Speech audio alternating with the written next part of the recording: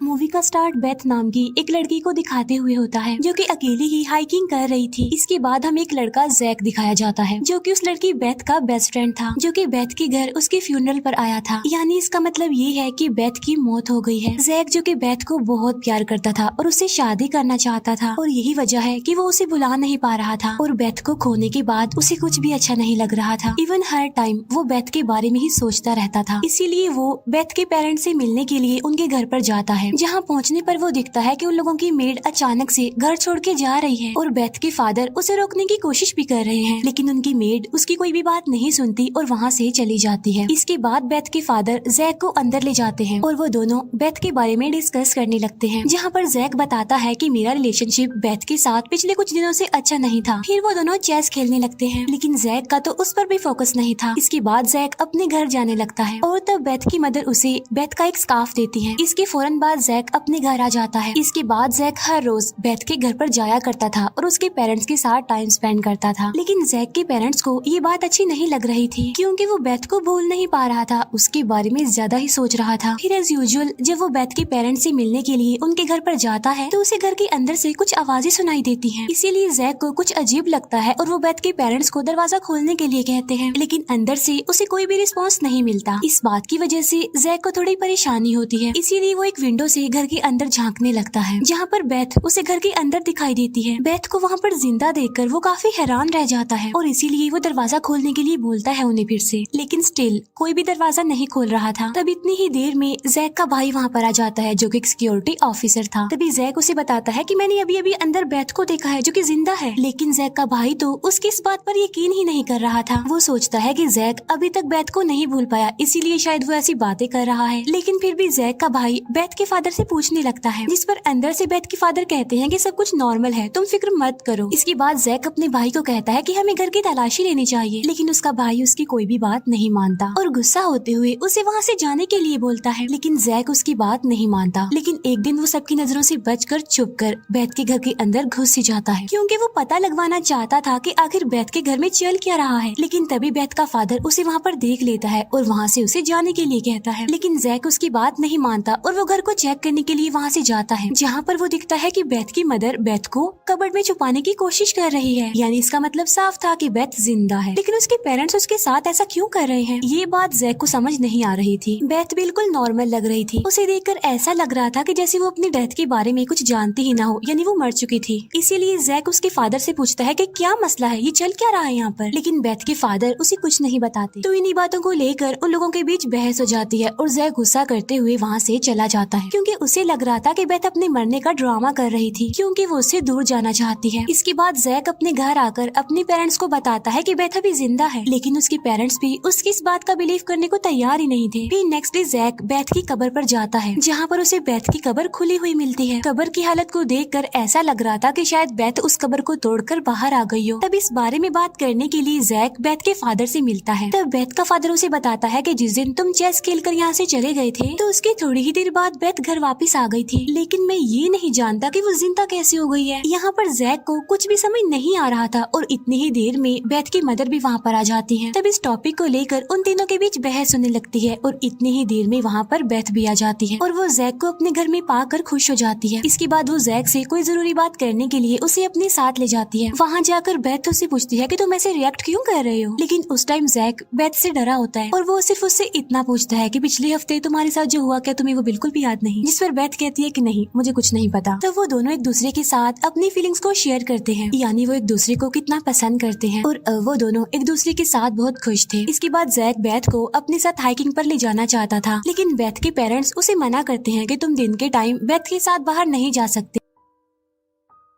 इसके बाद Jack Beth को स्विमिंग पूल के पास ले जाता है। अभी वो दोनों बातें कर ही रहे होते हैं कि तभी अचानक से जैक की नजर बेथ की जख्मी टांग पर पड़ती है और वो किसी की बाइट का निशान था और वो कोई ज़ॉम्बी इन्फेक्शन लग रहा था। तब जैक उससे पूछता है कि तुम मुझे खाना तो नहीं चाहती, लेकिन फौरन ही बेथ भूल जाती है कि वो किस टॉपिक पर बात कर रहे थे। तब ये बात जैक को काफी अजीब लगती है। इसके बाद वो दोनों एक दूसरे के साथ टाइम स्पेंड करते हैं और फिर जैक अपने घर चला जाता है। फिर नेक्स्ट डे जैक जब बेथ से मिलने जा रहा होता है तब वहाँ पर एक पोस्टमैन आता है जो जैक को बहुत सारे सारे लेटर्स देकर वहाँ से चला जाता है। अब जैक ने उस पोस्टमैन को अपने स्कूल टाइम के बाद कभी भी नहीं देखा था, इसीलिए उसे अचानक इतनी अरसे बाद देखकर जैक को काफी हैरानी होती है। फिर जैक बेथ के फादर से मिलता है और वो उससे कहता है कि हमें बेथ को सब कुछ बता देना चाहिए उसकी मौत के बारे में, लेकिन बेथ के फादर ऐसा करने से साफ इनकार कर देते हैं क्योंकि वो बेथ को परेशान नहीं करना चाहते थे। तभी बेथ वहाँ पर आकर जैक को हाइकिंग पर चलने के लिए कहती है। तब ये बात सुनकर बेथ के फादर उसे दिन के टाइम में बाहर जाने से मना करते हैं, लेकिन जैक और बेथ दोनों कोई भी बात सुने बगैर एक पार्क में चले जाते हैं। वो दोनों एक दूसरे के साथ काफी अच्छा टाइम स्पेंड करते हैं, लेकिन तभी अचानक से बेथ के फेस पर अजीब तरह के निशान उभरने लगते हैं। फिर इसके बाद जब वो दोनों घर जाते हैं तो बेथ के फादर बेथ के फेस पर वो निशान बने हुए देख लेते हैं, इसीलिए वो जैक पर गुस्सा करते हैं क्योंकि जैक ने उनकी बात नहीं मानी थी और वो बेथ को दिन में बाहर ले गया था। यहाँ पर फिर से जैक कहता है कि हमें बेथ को उसकी मौत के बारे में सब कुछ बता देना चाहिए, तो इस बात को लेकर उनकी फिर से बहस हो जाती है और बेथ के फादर उसे वहाँ से जाने के लिए कहते हैं। साथ साथ वो उसे बेथ से दूर रहने के लिए भी कहता है, लेकिन जैक उसकी कोई भी बात नहीं मानता और अगले दिन चुपके से बेथ से मिलने जाता है। फिर वो बेथ को सरप्राइज देने के लिए उसे एक बीच पर लेकर जाता है, जहाँ पर जैक बेथ के लिए गिटार बजाकर गाना गाने लगता है, लेकिन अचानक से बेथ का मूड चेंज हो जाता है क्योंकि उसे जैक का गाना अच्छा नहीं लग रहा था। तब अचानक से वो अग्रेसिव हो जाती है और गुस्से में तोड़ फोड़ करने लगती है, लेकिन फिर अचानक से वो नॉर्मल भी हो जाती है, तो इसीलिए जैक उसे रिलैक्स करता है। लेकिन बेथ जो कि फिर से अग्रेसिव हो जाती है और वो जैक को धक्का दे देती है, लेकिन जैक उसे एक बार फिर से संभालता है और उसे अपनी गाड़ी में लाकर बिठा देता है। लेकिन तभी रेडियो पर एक म्यूजिक बजने लगता है जिसे सुनकर बेथ की हालत अजीब हो रही थी। इसके बाद जैक उसे उसके घर पर ले जाता है जहाँ पर बेथ अजीब हरकतें करने लगती है, लेकिन जैक उसके अजीब बिहेवियर की वजह से परेशान हो चुका था। फिर जैक कोई बहाना बनाकर वहाँ से बाहर आ जाता है। फिर नेक्स्ट डे जैक अपनी एक फ्रेंड से मिलने के लिए एक रेस्टोरेंट में जाता है। असल में ये लड़की जैक की बचपन की फ्रेंड थी और उसे यहाँ पर जैक की मदर ने बुलाया था ताकि जैक बेथ को भूलकर उसके साथ टाइम गुजारे। और जब वो दोनों बातें कर ही रहे होते हैं कि तभी रेस्टोरेंट का ऑनर अजीब तरह की हरकतें करने लगता है। तब ये देखकर जैक अपनी फ्रेंड से पूछता है कि क्या तुमने कुछ नोटिस किया कि मरे हुए लोग दोबारा जिंदा हो रहे हैं, लेकिन जैक की फ्रेंड को उसकी ये बात समझ नहीं आती। इसके बाद जैक जब वहाँ से गाड़ी लेकर जा रहा होता है तब उसकी गाड़ी के सामने बेथ आ जाती है, जिसकी वजह से जैक की गाड़ी उस पर चढ़ जाती है। तब ये देखकर जैक जल्दी से उसे गाड़ी के नीचे से निकालता है, लेकिन गाड़ी ऊपर चढ़ जाने के बावजूद भी बेथ को अभी तक कुछ भी नहीं हुआ था। फिर इसके बाद बेथ जैक से बातें करने लगती है, तो इतनी ही देर में जैक की वो फीमेल फ्रेंड भी वहाँ पर आ जाती है, जिसे देखकर जैक को पता चल जाता है कि बेथ किसी और लड़की के साथ घूम रहा है। इसीलिए बेथ गुस्सा करने लगती है, जिस पर जैक उसे समझाता है कि देखो ऐसी कोई बात नहीं, वो सिर्फ मेरी बचपन की एक फ्रेंड है। इसके बाद जैक अपनी फीमेल फ्रेंड को बताता है कि ये बेथ है। तब ये सुनकर जैक की फीमेल फ्रेंड भी हैरान रह जाती है क्योंकि जैक की मदर ने उसे बताया था कि बेथ तो मर चुकी है। फिर इसके बाद उन दोनों की बहस होने लगती है और यहाँ पर बेथ को रियलाइज हो चुका था कि जैक जरूर उसे कोई ना कोई बात छुपा रहा है, इसीलिए वो जैक को कहती है कि मुझे सब कुछ सच बताओ। तो इसीलिए जैक उसे उसकी कब्र के पास ले जाता है और वो उसे बताता है कि हम हाइकिंग पर गए थे जहाँ पर तुम्हें एक सांप ने काट लिया था, जिसकी वजह से तुम्हारी मौत हो गई थी, लेकिन अब तुम दोबारा से जिंदा हो गई हो। लेकिन ये बात सुनकर बेथ काफी परेशान हो जाती है क्योंकि एक मरे हुए इंसान का दोबारा जिंदा होना कोई आसान थोड़ी है, इम्पॉसिबल है ये। जैक उसे कहता है कि हाँ तुम पहले जैसी बेथ नहीं हो, क्योंकि पहले तुम अच्छी हुआ करती थी और अब बात बात पर अग्रेसिव हो जाती हो। सो प्लीज अब मैं तुम्हारे साथ नहीं रह सकता क्योंकि तुम मुझे इंसान से ज्यादा ज़ॉम्बी लग रही हो। तब ये बात सुनकर बेथ गुस्सा हो जाती है और जैक की गाड़ी लेकर वहाँ से चली जाती है। इसके बाद जब जैक अपने घर आता है तो वो देखता है कि उसके ग्रैंडफादर जो कि मर चुके थे अब दोबारा जिंदा होकर वापस आ गए हैं और जैक का भाई उसे शूट करके मारना चाहता है, लेकिन जैक के पेरेंट्स उसे ऐसा करने नहीं दे रहे थे क्योंकि वो कुछ भी नहीं समझ पा रहे थे कि मरे हुए लोग दोबारा जिंदा कैसे हो रहे हैं।